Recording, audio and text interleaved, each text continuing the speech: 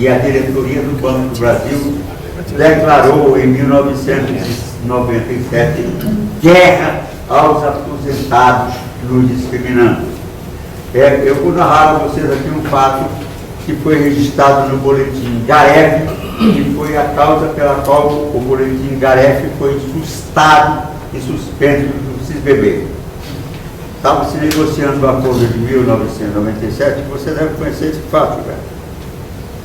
O banco divulgou a minuta do novo estatuto que vigoraria a partir da celebração do acordo.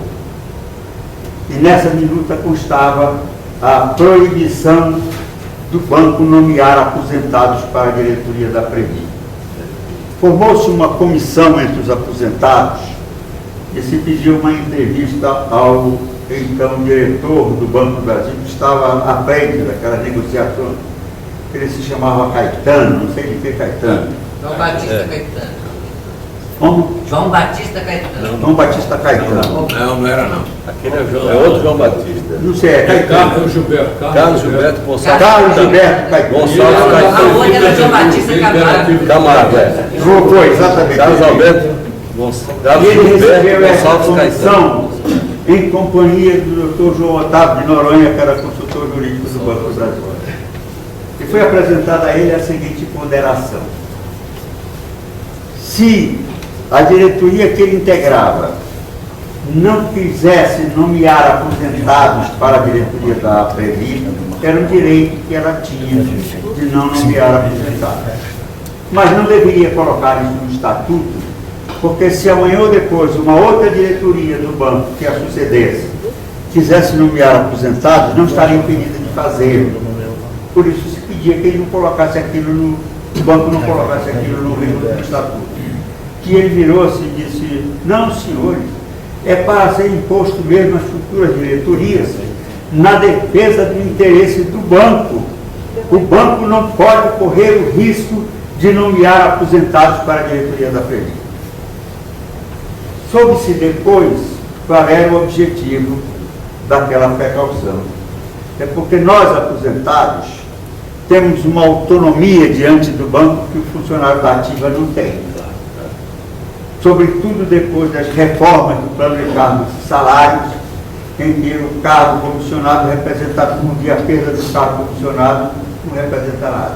De lá para cá, todos os presidentes da Previ, nomeados, são funcionários da ativa saídos de uma das vice-presidências do Banco do Brasil. Diretores da Previ são funcionários da ativa, nunca mais aposentado chegou lá e assumiu. Por quê? Porque aposentado tem condições de tomar independência e contrariar os interesses nefastos da diretoria do Só para a Banco. presidência. E essa diretoria, pode-se dizer, com base nos fatos, que o Banco do Brasil é mal administrado, porque o superávit, os balanços superavitários que o banco registra, quase sempre correspondem ao valor daquilo que o Banco do Brasil retirou da Previ. Fosse um aposentado, não concordaria com aquilo. Mas nós estamos fora daquilo. Fora, e tem sido tomadas providências contra nós, e cada vez mais a situação piora para nós. Ou nós tomamos uma providência, ou então... Oi, você permite uma parte? Gilberto, você está escrito, pode falar. Só para esclarecer, não é? É que tudo que você está dizendo, o que acontece, um fato, talvez triste, é o seguinte, que muitas dessas coisas foram referendadas pelo Corpo Social. Então faz-se consulta, se não me engano, de 97, você viu aqui tem outros consultas, aqui de 70 para 95, então tudo isso aqui foi levado antigamente, eu digo antigamente até 2002, quando veio a 109, né? Então, ainda era consulta oficial, válida, até juridicamente válida ao corpo social. Mas depois passou-se aos famosos plebiscitos, entendeu? E que nós temos perdido, às vezes, no tribunais, eu acho que até o doutor Márcio, nós temos, às vezes, perdido no tribunais com esse argumento da Previ, que está respaldado pelo corpo social. Entendeu? De 75% para 90% nós temos ações individuais lá, e várias delas têm essa ligação. Entendeu? Várias delas têm essa ligação. Então, esse aqui é um fato real da realidade. Gilberto, Entendeu? Até no Renascer permite, também tem isso. eu quero concordar inicialmente com você, mas eu quero apontar as causas disso aí. Em primeiro lugar, temos que reconhecer que aproximadamente 100% dos aposentados, que são mantidos à distância do que se passa na administração da Previ, estão alienados diante do que se passa na Previ, porque são mal informados. A responsabilidade é das associações que não informam os seus associados, daquelas que não informam os seus associados. E vou citar alguns exemplos. Quando uma associação... Não tem associação. Mas onde tem as associações que deveriam se opor, por exemplo, a nossa associação se recusa a participar dessas negociações para não ter que depois recomendar aos seus associados que votem sim. Mas quando uma associação recomenda aos seus associados que votem sim, ela não está esclarecendo esses associados dos aspectos lesivos contidos naqueles acordos. E a realização de plebiscito não é feita mediante consulta ao corpo social, porque o corpo social foi extinto há muito tempo. É feita a uma coletividade desinformada e alienada, que acredita naquelas associações que soltam o boletim dizendo vote sim. É isso que está acontecendo. Eu queria complementar o que você disse, é o seguinte, que eu vou citar um fato real ocorrido na Previ, quando eu estava lá, em que foi em 2005, se não me engano, houve uma história do superávit, de um superávit que seria utilizado para a redução da parcela Previ. Mas para fazer essa redução, entendeu, teria que se dar uma parte para o patrocinador. Então, acontece que eu pedi um parecer lá na Previ, foi dado, de que poderia ser feito só com o superávit, porque eles iam pegar de uma reserva lá, e dessa reserva o patrocinador dizia que tinha uma parte. Aí podia ser feito simplesmente com o superávit daquele ano. E eu fiz um requerimento lá na Previ para que fosse utilizado o superávit, mas disseram o seguinte: já está marcado um plebiscito, entendeu? Sobre a redução da parcela Previ usando aquela reserva. E foi feito o plebiscito e foi realmente o que aconteceu, e o patrocinador... Você sabe que reserva era essa? Era a seguinte: em 2000 o Dimas mandou dar ao Banco do Brasil aqueles 5 bilhões no total, e a Contraficute, o amigo Sacerron, eles entraram com uma ação na justiça, conseguiram uma liminar, e em vez do banco receber isso como crédito, o valor foi creditado à disposição do juízo. Quando chegou na ocasião da redução da parcela Previ, eles que estavam ganhando a ação aqui no tribunal concordaram em retirar a ação, abrir mão e autorizar o Banco do Brasil a utilizar aquele saldo que estava retido à disposição da Justiça como contribuição do Banco do Brasil para a redução do superávit. O que foi que aconteceu do da parcela Previ? O pagamento da parcela Previ aos prejudicados foi feito com efeito retroativo até o ano anterior. O para trás mente, doutor, ficou esquecido, e esses colegas receberam benefício pela metade, foram prejudicados. Quem ganhou com isso foi o Banco do Brasil. Pois bem, eu quero terminar só dizendo o seguinte. Esse assunto veio à baila porque exatamente o PAI falou a respeito de uma possível ação sobre o reajuste especial de proporcionalidade. Benefício especial de remuneração.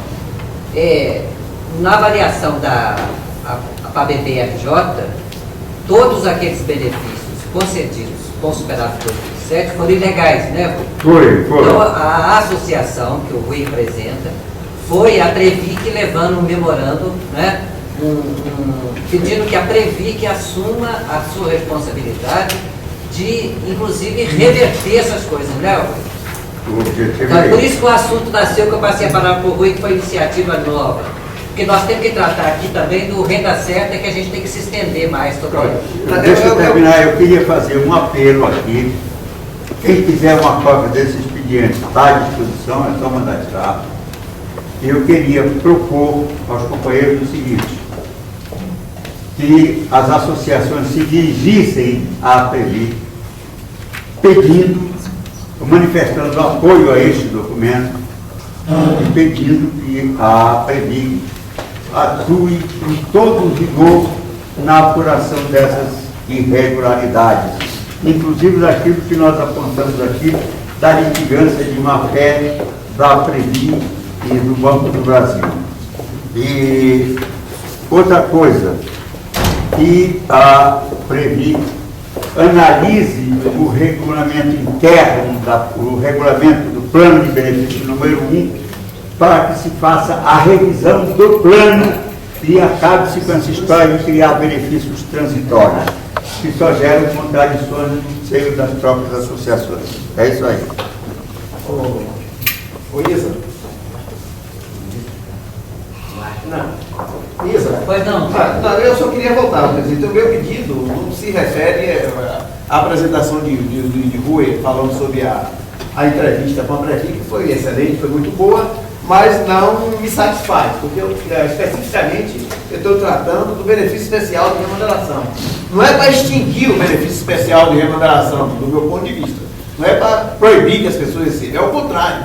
Para estender para todos os participantes assistidos, né, e pensionistas, um benefício especial de remuneração. Como a Previc vai fazer isso, o problema é dela. Ela que criou o benefício especial de remuneração de uma forma irrealista, para ser muito delicado, né? E agora ela tem a obrigação de corrigir isso. Corrigir isso não é tirando o benefício das pessoas que ela concedeu, mas é estendendo para todo mundo. Se não, né, a nossa sugestão é que nós continuemos na justiça para rever, ou individualmente ou coletivamente, a extensão do benefício especial de remuneração para todos os participantes. E Você como me seria permite isso? uma ponderação, pai? É o seguinte, eu inclusive manifestei isso à diretoria da Previc. O benefício especial de remuneração, assim como o benefício de renda certa e todos os demais benefícios, mas o benefício especial de remuneração foi concebido de uma forma que é absolutamente escandalosa, porque os beneficiários receberam um aumento no valor de benefício sem pagar contribuição.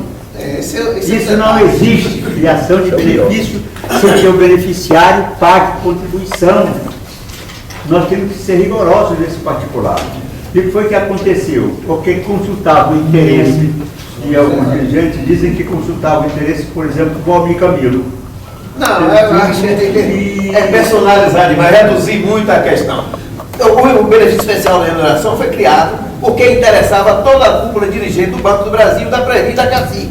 E interessava o movimento sindical, porque o movimento sindical, a Contraf-CUT, foi que bancou a mudança, né? Interessava para apresentar um benefício para os seus liderados. Interessava o banco porque aumentou o benefício, proporcionou que muita gente saísse aposentada com benefício acima do que teria direito. E eliminou, tirou da folha de pagamento do banco o salário, a remuneração de muita gente que estava no topo da hierarquia salarial. Então, beneficiou o banco, beneficiou a Contraf, beneficiou a Previc, CACI e todas as suas coligadas, né? E beneficiou também algumas associações cujos dirigentes foram diretamente beneficiários dessa medida, inclusive a NAB, mas a NAB não foi a única. O que eu pondero para você é o seguinte: nós vamos perder legitimidade, autoridade moral, que é muito importante, eu acho, se chancelarmos um benefício que foi criado sem que a pessoa pagasse contribuição. Não existe isso no sistema previdenciário. E mais, Não é só esse caso, se abriria um precedente perigosíssimo. Por quê? Porque, vejam bem, o benefício especial de renda certa, o BEC e os outros benefícios, pasme, é lei esse treco, nós não lemos o que aprovamos. Esses benefícios foram concedidos também aos caras que estão em atividade, para que quando eles se aposentarem, eles recebam esse benefício. Ora, a Previ suspendeu as contribuições a partir de 2006. Então, quem se aposentou agora está recebendo BET, está recebendo BERT, está recebendo tudo quanto é benefício, sem ter pago contribuição, doutor. Nós não podemos aprovar isso. Não, Rui, eu acho que aí temos uma divergência conceitual nesse negócio. A minha proposta é mais simples. É mais simples. Se a gente for rever todo esse arcabouço aí, eu acho que vai ser complicado. Em primeiro lugar, vai fazer o quê com quem recebe o benefício especial de remuneração? Que não é provisório, o benefício especial já está incluído no regulamento, é permanente. O benefício especial de remuneração não é, já foi incorporado ao benefício. Certo, exatamente. Então vai fazer o quê? Vai fazer o quê? Vai rever isso? Eu acho que é impossível fazer um negócio desse. Então a minha sugestão é no sentido de estender todo esse benefício especial para todo mundo. Eu acho que vai fazer o quê? Vai fazer com as pessoas que receberam de boa fé esse benefício devolva isso? Então, me parece que no universo normal, me parece que eu diria que é impossível fazer um negócio desse. Né? Ao contrário, estender, criar mecanismos de extensão, me parece muito mais possível, com uma possibilidade maior, do que simplesmente dizer que está tudo errado, vamos começar do zero. Não, eu acho que é bom a gente ponderar mais isso aí, e por esse caminho eu acho que é uma divergência insanável. Gente, peraí, vamos botar ordem na casa. Pois não. Agora, o que a gente observa no momento é que paira pano de fundo naqueles que estão julgando praticamente todas as ações contra o Banco Brasileiro, é que essas ações vão quebrar a Previ. Isso aí está na cabeça de quem está julgando. Eu acho que o doutor... Está perfeito isso que eu estou dizendo? Isso é que nós temos que arranjar um jeito de explicar, não sei como, de que isso não quebra o Banco do Brasil. Se o Banco do Brasil perdeu uma ação dessa, que nós vamos, nem a Previ. Isso é que nós temos, porque isso, na realidade, é um grande entrave, que está acontecendo, gente. Se me permite, eu acrescentaria um. Verdade, a verdade é essa. Às vezes não é nem questão ali de se é legal ou não. É legal ou não. Isso não está. A verdade é essa.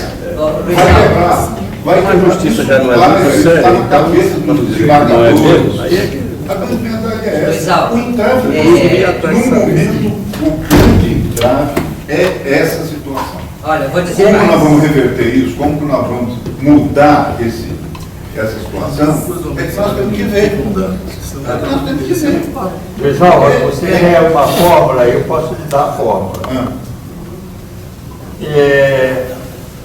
Nós poderemos pegar o levantamento de toda essa dinheirama que foi transferida do nosso plano. Vejam bem, eu disse para o superintendente da Previ que quando se diz que a Previ é onerada com isso, com aquilo, está se utilizando uma linguagem inadequada, porque quem é onerado é o nosso dinheiro. A Previ opera como se fosse uma empresa administradora de plano de consórcio. Ela administra o nosso dinheiro, de maneira que quando se diz a Previ está pagando isso, quem está pagando somos nós. A Previ não tem capital. Pois bem, você pega e faz um levantamento criterioso que mostre que os bilhões que o Banco do Brasil já levou da Previ, numa política que hoje não é mais política de governo, é política de Estado. Política de Estado, isso é gravíssimo. Porque política de governo é aquela que o governo adota e quando chega o governo seguinte diz essa política está errada, aí muda. Política de Estado é aquela que é adotada por o governo e seguida pelos demais. É o que está acontecendo com relação à Previ, que começou no governo do FHC, foi mantida ao longo de 8 anos do governo Lula, permanece ao longo dos 4 anos do governo Dilma e vai continuar se nós não tomarmos providência. Então basta que nós façamos um levantamento dos bilhões que o Banco do Brasil já levou ilegalmente da Previ, e vejam que isso aí tem um componente de caráter ético e moral, porque é dinheiro carimbado como destinado a custear benefícios previdenciários, que está sendo transferido para uma empresa capitalista. O Banco do Brasil é uma empresa capitalista. Em vez de obrigar o governo a meter a mão no bolso para fazer uma chamada de capital, chamar os acionistas privados também para meterem a mão no bolso, fazer uma chamada de capital, o Banco do Brasil está sendo capitalizado com o nosso dinheiro. E quanto é que ele já levou do nosso dinheiro? É mais ou menos uns 40 ou 50 bilhões de reais, e isto quebra qualquer fundo de pensão. E o governo está agindo criminosamente quando faz uma coisa dessa. O Banco do Brasil, por que é que dá prejuízo? Porque ele é utilizado pelo governo para fazer operações lesivas ao seu patrimônio. E depois o governo sabe que em seguida ele pega e autoriza o Banco do Brasil a meter a mão no dinheiro da Previ. Com mentiras, hein? Mentiras. Bem, vamos continuar. Tem um aspecto. Pois é, mas é exatamente isso que nós vamos entrar. Nós estamos perdendo ações do Renda Certa em todo o país, seja na Justiça do Trabalho, seja na Justiça Comum. Por uma série de razões que o Rui já enumerou aqui, inclusive pela certa tendência dos juízes de achar que até que essas ações podem quebrar a Previ. Um sério problema de pagamento de sucumbência. Exato. Está assustando os nossos associados, das associações em geral, quando recebem em casa o boleto de pagar a sucumbência. Embora toda pessoa saiba que quando se entra na justiça, você tem 50% de chance de ganhar esse boleto, sabe mais que ao entrar na justiça, através de uma associação, assinou um termo lá tomando ciência que pode haver sucumbência. Mas acontece que essas ações demoram anos, as pessoas se esquecem, e quando vem um resultado desfavorável, há um desconforto muito grande e acusam muito as associações. Nós temos feito das tripas coração para tentar reverter essas sentenças desfavoráveis. Todos vocês que trabalham com a associação e que têm ação do Renda Certa estão passando por isso, né? E o que a gente observa são os argumentos que a Previ tem usado. Agora eu passo para o companheiro doutor Márcio para ele explicar isso juridicamente. Então, sobre o caso do Renda Certa, com bastante respaldo até em alguns elementos trazidos pelo Elisa, utilizamos justamente o regulamento que prevê, no caso, essa concessão do Renda Certa para os ativos sob a justificativa deles terem sido injustiçados, quando na verdade o formulário beneficiário ele sai com uma aposentadoria lá em cima, né, aqueles que permanecem por mais de 30 anos, ainda ganham Renda Certa. Usamos esses elementos a nosso favor dentro da ação. Isso foi desconsiderado.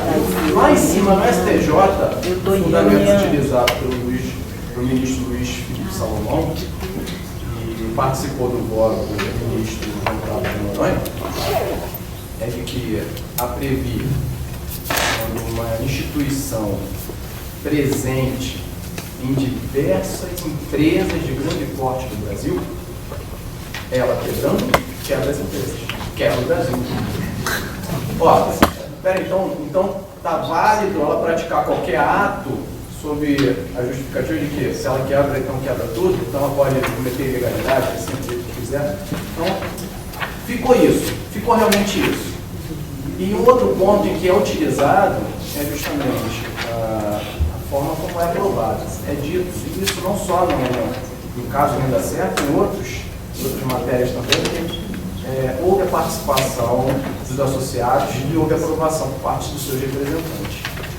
Quer dizer, isso dá legitimidade à forma como foi dividida aí a reserva especial superavitária entre os beneficiários, discriminando aí bem claramente, principalmente aqueles inativos, que não receberam nada, não receberam renda certa, não receberam proporcionalidade, não receberam remuneração, não receberam nada.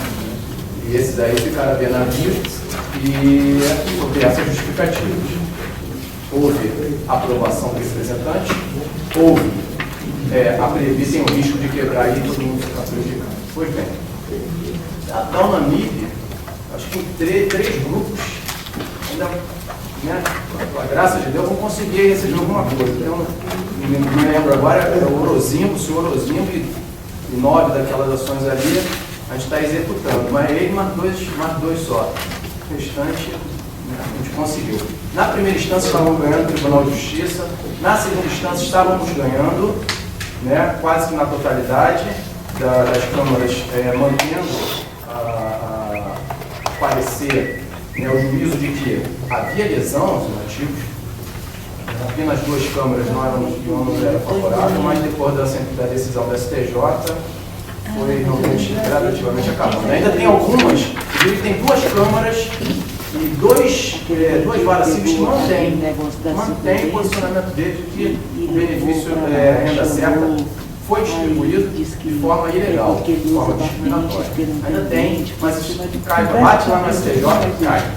O que está acontecendo? Ao cair, principalmente porque os juízes, em segunda instância, têm determinação de prova pericial para apurar, já vou dar a palavra, para apurar se a forma como foi distribuído o benefício especial de renda certa discriminou ou não os inativos.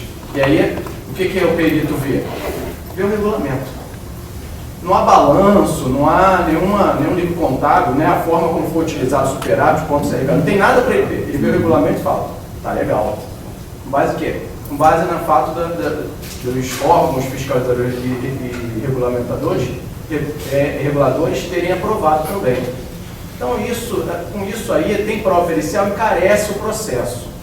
Ao encarecer o processo, na hora de sucumbir, né, entra a prova pericial. E aí torna o valor. E da sucumbência mesmo, nas ações, muitas ações, nós ajuizamos com polo ativo plural, né? 5 a 10, uns 3. Em alguns juízos foi determinada a exclusão, mantendo-se apenas 1. Sucumbência normalmente fica em torno de, o juiz condena R$500, uns 300, outros 1.000, como divide. Quando fica para 1, aí entra esse 1.500, mas entra 3.000, 4.000 de prova pericial. Quando na prova pericial a Prevenda utiliza os seus assistentes técnicos, né, para aí confrontar o laudo. E o assistente técnico, pelo artigo 21, se eu não me engano, do CPC, entra dentro do conceito de despesas processuais decorrentes de sucumbência.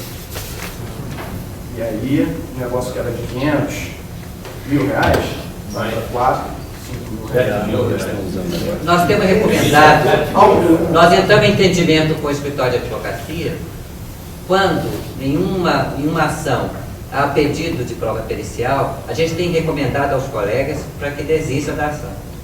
Porque a chance de chegar no STJ e perder é muito grande e a sucumbência virá pesada. Mas nós explicamos tudo isso em umas longas conversas com o associado, o autor da ação, para que ele decida. Porque temos que falar, não, eu quero correr o risco.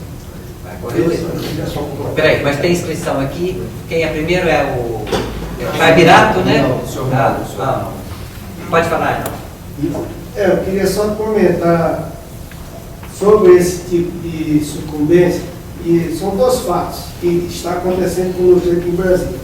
Teve um caso que a Previ pediu a perícia, o juiz afastou um nome só de um grupo lá, a perícia foi feita a cobrar R$10.000, a justiça pagou, e agora mais 3.000 de sucumbência. Então tem 13.000 para pagar.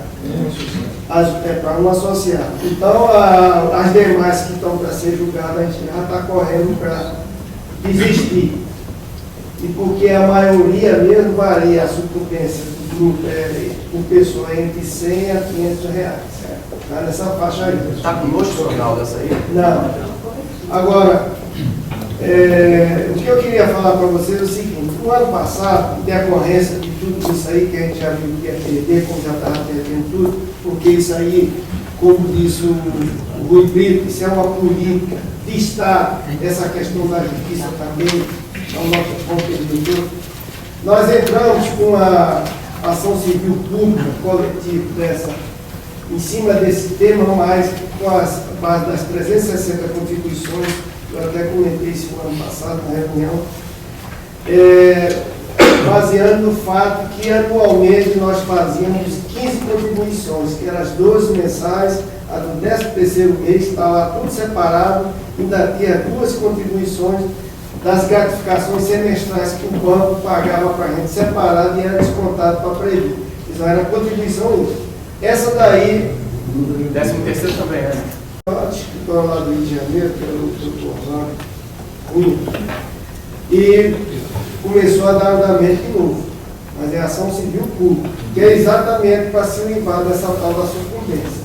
E se perder, mas já usando esse argumento das 15 contribuições anuais, porque está lá no nosso vídeo lá da ativa. E foi em cima disso aí que o Previ tentou desqualificar a outra ação que a gente pela fase da 360, que era só por 30 anos. Mas como ele disse, o juiz partiu dizendo que tinha que ser 360 contribuições, nós entramos com esse argumento. Se é 360, então, com 24 anos, a gente já tinha feito 360, que era 15 anuais. Aí agora estamos para resolver esse bloco. Em seguida está o Pontes, depois o Paim, depois o Orlando e depois o Dourado. Só espero que depois da minha manifestação eu não saia linchado daqui. Vejam bem, para se aposentar pelo teto de aposentadoria, nós teríamos de ter 360 contribuições, certo? As aposentadorias com 360 contribuições, elas não são compulsórias como é no judiciário. Ora, se eu contribuo com 360 contribuições e pelo meu livre-arbítrio, pela minha vontade própria, eu continuo trabalhando mais, entendeu? Então, eu entendo que não está previsto essa aposentadoria do cara em 360 sai fora. Muita gente ficava além das 360 contribuições, por quê? Pegava uma gerência, 2, 3 anos e tal, se aposentava lá em cima. É uma série do INSS. Então, vejam bem. Eu não sou jurista, não. Estou fazendo uma raciocínio da situação. Se eu podia sair com 360 contribuições, eu tentei para ficar, porque foi o banco disse, não só vai ter que ficar. Normalmente, quem ficava, hoje, passava das 360 contribuições, ou estava aguardando uma promoção, ou esses casos que eu falo, que é fechado, marmelado, que tem todo lugar. Então o camarada chegava aí, pegava um carro condicionado, numa gerência, ficava 2 anos e tal, aí saia e se cuidasse pelo teto. Então, eu não sei se eu estou falando mais medicina aqui, mas isso aqui foi uma análise. Se não há uma obrigatoriedade um cara sair com 360 contribuição e ele fica por vontade própria, como é que nós podemos chegar a exigir uma coisa que a gente continuou além da 360 por vontade própria ou por interesse? Isso aí é só para reflexão. Paim.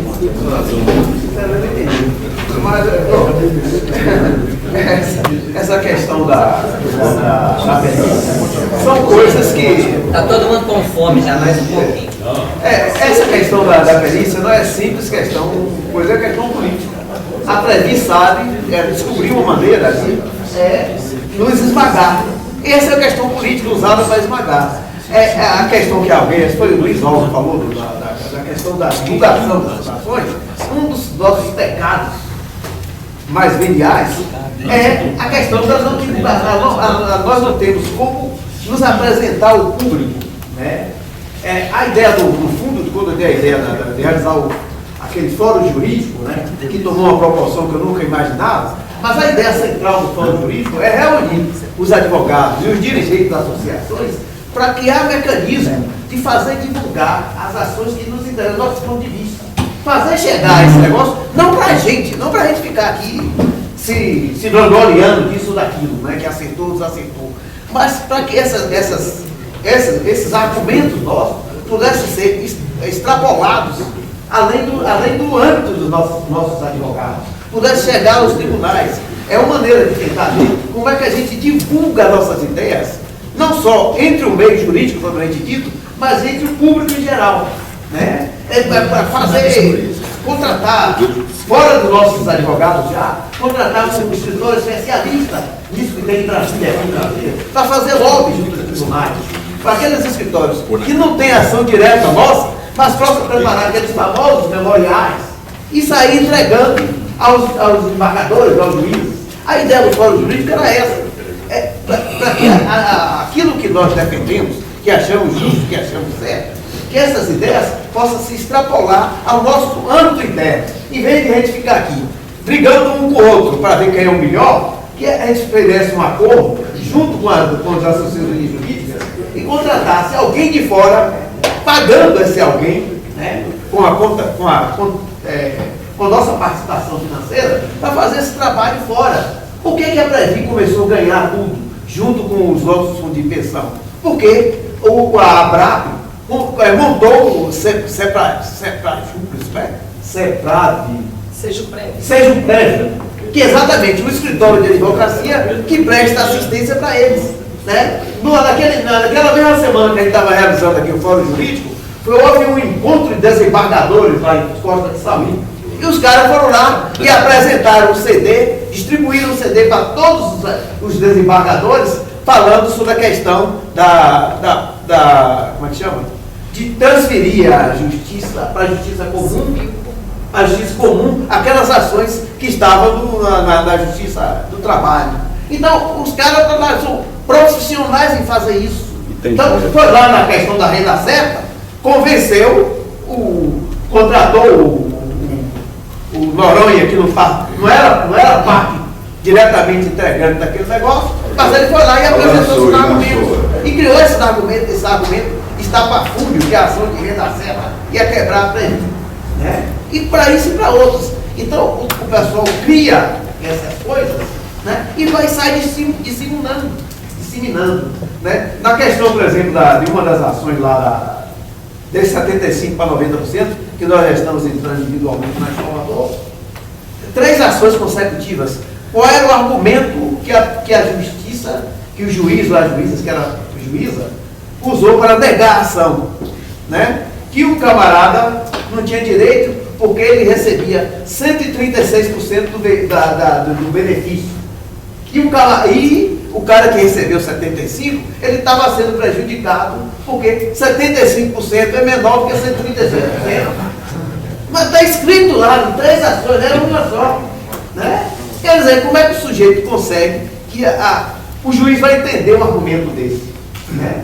Então, são essas coisas que nós estamos falhando. Aí, mas você lembra que no Fórum Jurídico o Mohamed falou a respeito de fazer lobby com os juízes da mala que precisa de ser bastante grande. Mas aí eu tenho uma discordância, eu manifestei lá, uma discordância fundamental do doutor Mohamed, porque ele estava defendendo isso numa coisa que é indefensável. Ele queria que o Previ pagasse sobre sexta da alimentação. Como é que a gente vai defender pagar sobre sexta da alimentação se nós não contribuímos sobre aquilo? Então é uma das razões fundamentais. Mas não é só na sexta alimentação, é em todas as ações. Mas vamos debate aqui não. Não, mas é porque o problema é o seguinte, eu acho que a gente tem que tomar também, de partida de alguns princípios fundamentais. Qual o princípio fundamental da Previdência Complementar? É pagar benefício sobre o que nós contribuímos. Né? Se a gente permite que a gente crie mecanismo para ir defender coisas diferentes, e foram as razões do pessoal da Previdência, da ABRAP, ter se reunido para fazer isso. Né? Porque nós estávamos defendendo, por exemplo, sexta alimentação, estava reivindicando da Previ um benefício para o qual nós não contribuímos. Né? Então, é uma razão fundamental que a gente se fixa em alguns conceitos. O segundo conceito é que o benefício é decorrente da nossa contribuição, né? Além de ser fundamental, também o cara não pode contribuir sobre 1.000 e depois receber um benefício sobre 2.000. Então, são questões básicas, o princípio fundamental do fundo de pensão que eu acho que a gente não poderia abrir mão disso. Mas posso só falar Posso falar uma coisa? Porque eu vou lhe dar, peraí. Só porque senão o prejudicado vai ser a gente. Né? Em alguns momentos a gente vai ganhar, mas no geral o prejudicado vai ser a gente. Foi não. Não, sobre você está falando de benefício, o benefício definido, que é o nosso plano, ele não é justo. Se ele fosse justo, ele coloca as contribuições até o nosso fim, mas é uma coisa, é um fundo mútuo. Não é uma contribuição definida, que aí você tem uma conta pessoal. Então, não é bem assim que funciona. Se fosse um plano um pouco mais moderno, a gente teria isso muito claro, que você contribuiu e teria muito claro a sua reserva matemática, mas não é assim que funciona, né? Porque, na verdade, não existe individualizar essa reserva matemática no benefício definido. Eu só estou colocando porque são dois planos, né? Claro que se opta hoje pela contribuição definida porque tem essa chance de cada um acompanhar, inclusive, a sua vida, tal como ele tem feito agora. No benefício definido, isso não é bem assim. Ele é injusto, porque ele vai ter que pegar uma base de contribuição para fazer um cálculo. E eu acho que é injusto, como todos nós sabemos. Tanto que hoje se procuram outros tipos de planos que estão no mercado aí, que estão melhores. Só para esclarecer. Pode continuar, Bastos. Medeiros, ainda tem o Bastos, o Dourado, depois você. E quando você falar, Medeiros, você já entra no assunto sexta alimentação do setor. Bastos. Eu gostaria, não sei se está preparado, o colega lá do Paraná, nós tivemos uma notícia de uma ação que a nível de primeiro grau já ganharam com relação às nossas pensionistas, dos colegas que entraram no banco a partir de 3/6/1963, anterior a essa data. E essa ação ela foi vitoriosa, não é? Se 100%, né? E se o colega lá do Paraná posso falar alguma coisa sobre isso? Nós acabamos tendo uma início ou vitória nisso daí. Está em primeiro grau. É primeiro grau. Evidentemente, outro recurso está sendo julgado para o segundo grau. Aí não sabemos qual que é a definir agora o que vai acontecer.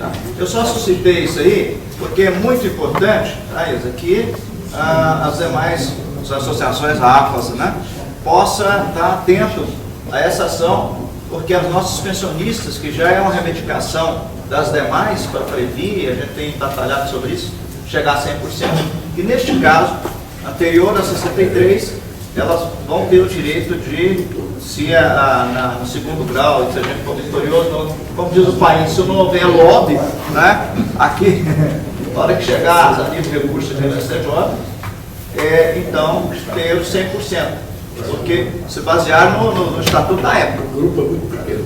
O grupo é pequeno, com certeza. Tá? Em seguida é você mesmo, pediu a palavra, Bastos. Você pode falar a respeito da ação. Falou várias vezes, mas o que ele falou completou certo a nossa ação que nós temos lá. Comentaram muito sobre aqui, agora há pouco, eu queria voltar até sobre a sucumbência. Nós lá no Paraná entramos com uma ação por ocasião da suspensão do PET, da volta justamente aqui em Brasília. Só queria dar um exemplo.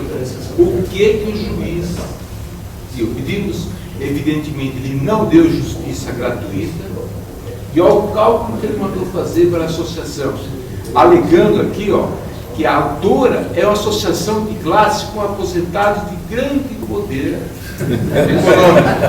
Marajá. É patente que possui condições de pagar as despesas processuais. Deve também imitar o valor da causa para corresponder, no mínimo, ao benefício social anual de cada associado da autora. Certo? Então eles tinham que estabelecer esse valor. Nós calculamos 5 mil reais em cada associado, temos 2 mil associados. Por um ano, dá 60 mil vezes 2 mil, dá 120 milhões. Quem que vai dar continuidade? Está com recurso, inclusive, no STF aqui agora, para ver se reverte a justiça gratuita. Porque se perder, não há condições. Imagine agora o senhor viu o valor desse. Isso acho que nem lobby aqui, na primeira instância, vai estar resolvendo isso. Teve uma intenção já para quebra a Previ, quebra o banco, mas não quebra o aposentado. Nesse caso aí, a gente vê como é que é a cabeça do juiz. O CPC é muito claro quanto a isso. Um pedido líquido precisa ser calculado apenas posteriormente, somente com um perito, né, passando com análise contábil melhor, é que se é possível identificar o valor exato. Um pedido líquido ele não tem como você atribuir um valor que causa as custas desse tem que ser sobre o pedido líquido. Isso é o CPC que fala. Quer dizer, você vê que o juiz já, no início do processo, matou logo o processo. E não entra nem no mérito do negócio. Matou logo. Doutor Medeiros, o senhor também pode falar a respeito do que está pautado da sexta. A respeito de? Da sexta. Na verdade, eu ia participar desse comentário que estava aqui, né? Ah, não, mas claro. Não, agora está preparado. Bom, vamos falar então sobre a sexta, que eu estava pautado. Depois eu dou um palpite sobre essas questões aqui.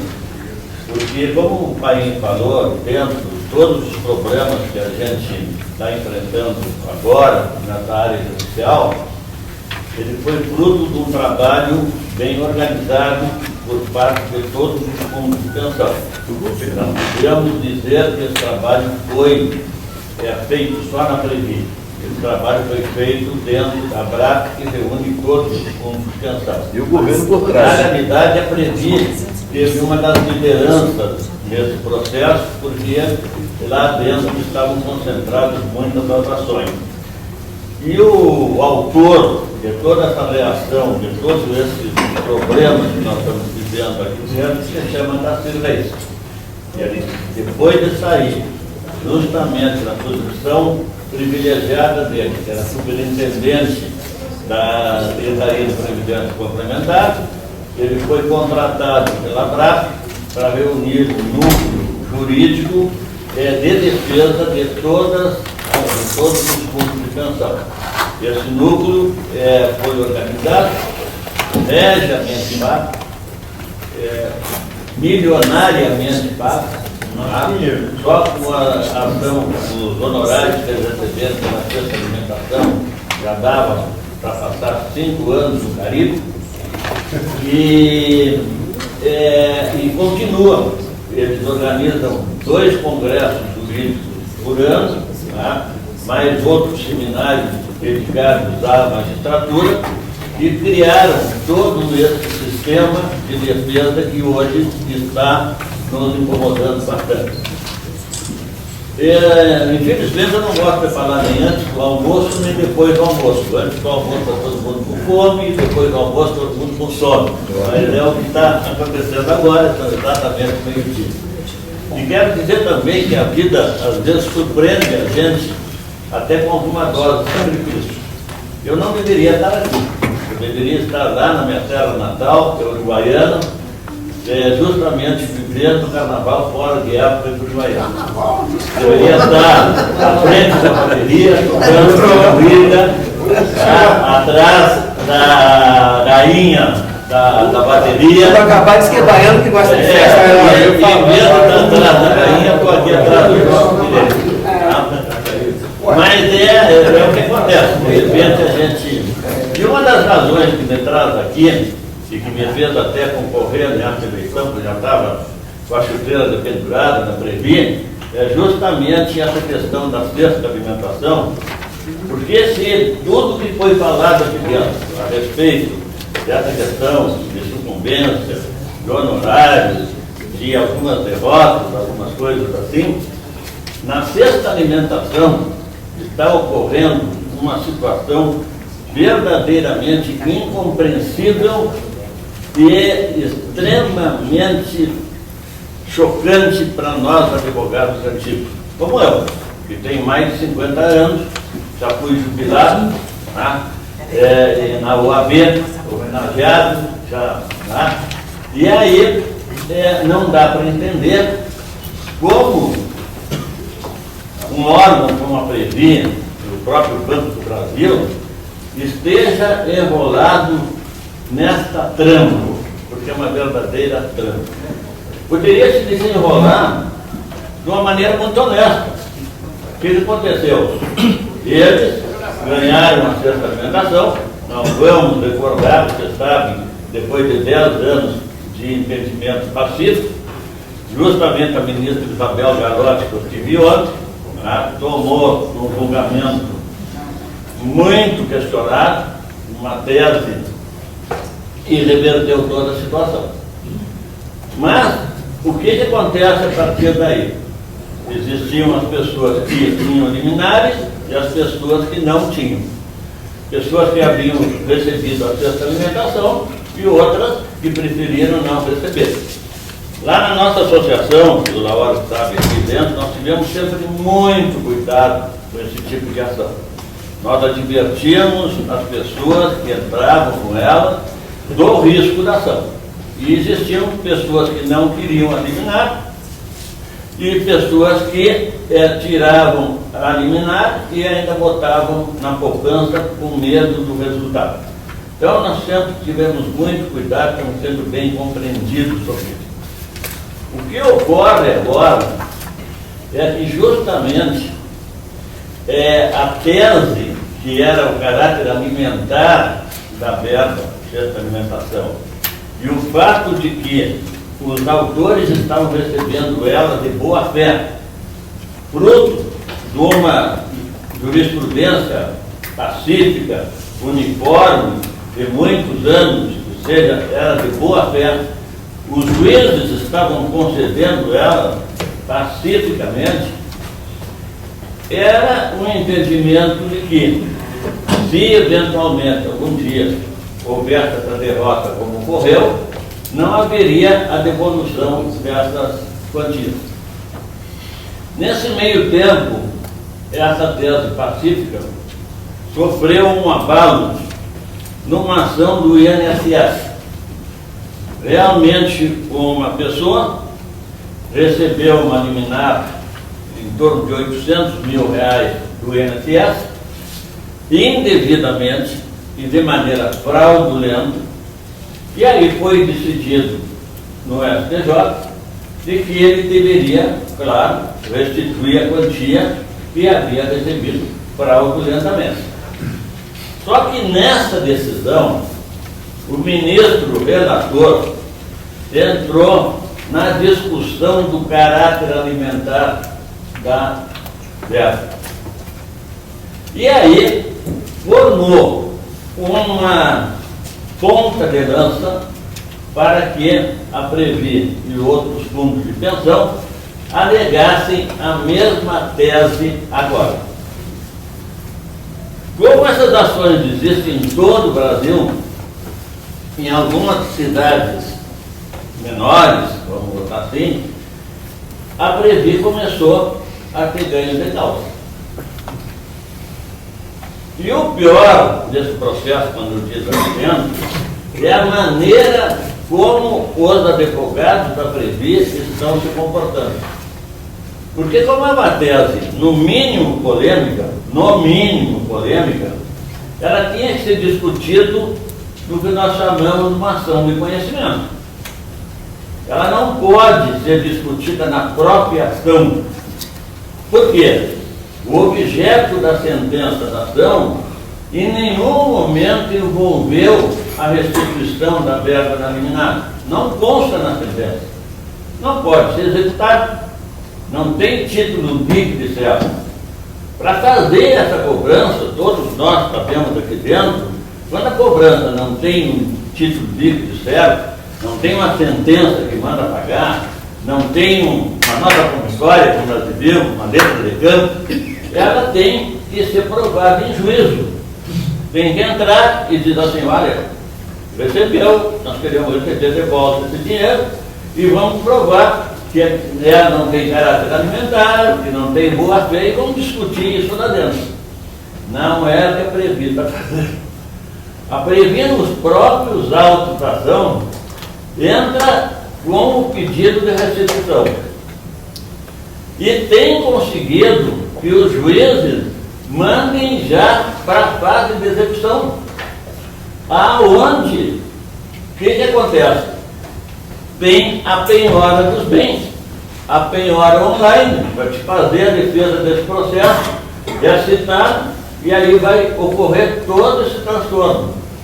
E o pedido de restituição da Previ é de uma vez só, não é nem paulatino como foi recebido, é entre 18 e 38 mil reais. E está havendo um verdadeiro terrorismo nesse processo. Tem acontecido casos, como em Santa Catarina, uma pena não está o Janeiro aqui, mas eu não sei se tem conhecimento disso aí, que ela pediu restituição num simples embargo declaratório. Verdadeiramente absurdo. Lá conosco aconteceu já 2 pedidos nos próprios autos da ação que o juiz deu. Ou seja, elas estão usando, nós estamos tentando em fazer a denúncia no Conselho de Ética da UAB. Não pode acontecer. Mas como os juízes estão aceitando... Não seria no Conselho Nacional de Justiça? Não seria no Conselho Nacional de Justiça? Tem também, tá? Mas eu acho que essa discussão tem que ser levada para dentro da Previ. Porque o diretor de seguridade, Marcel, eu já não assisto mais de palestra dele, porque não acho credibilidade mais de Marcel. Foi questionado, o Laor, que estava presente, numa palestra dele, quando foi falar sobre a suspensão do BET lá em dezembro, teria falado que ele não haveria essa restituição com caráter alimentar, quando os advogados estão comprando. Então o diretor fala uma coisa, os advogados fazem outra. E fazem de maneira indecente isso é indecoroso. É uma coisa extremamente, para nós advogados, extremamente chocante. Você está usando uma coisa que é considerada uma impossibilidade jurídica. Não é possível que a gente continue compactuando com esse processo. Nós temos que nos reunir e temos que tomar providências enérgicas a respeito disso aí. Isso, na realidade, é uma coisa muito grave que está acontecendo. São 12h10, nós temos bastante tempo ainda. Está escrito aqui o Rui Brito. Eu considero juridicamente perdida a ação do Renda Certa. Não vejo a menor possibilidade de reversão desse processo. Então eu tenho uma proposta de uma solução política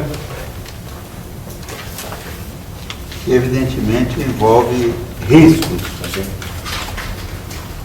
Eu fiz um levantamento da jurisprudência firmada em Curitiba, no Tribunal Regional do Trabalho, e lá os juízes e os desembargadores acolheram aquela alegação falsa da Previ do Banco do Brasil. E eu cheguei a conversar com o desembargador e, ao acolher aquelas alegações fraudulentas do Banco do Brasil e da Previ, a Justiça estava decidindo contra a prova dos autos. Onde é que estava a prova dos autos? No regulamento da Previ, anexado a todos os processos, que demonstrava claramente que o benefício é calculado pela média das 36 últimas contribuições. E aquele segurado permanece trabalhando e contribuindo até completar 33 anos, todo o seu benefício é calculado com base nas contribuições posteriores às 360. E o desembargador, não tendo mais o que argumentar, ele me disse que a decisão estava sendo baseada no livre convencimento motivado. Ora, o livre convencimento motivado não prevalece contra a prova dos autos.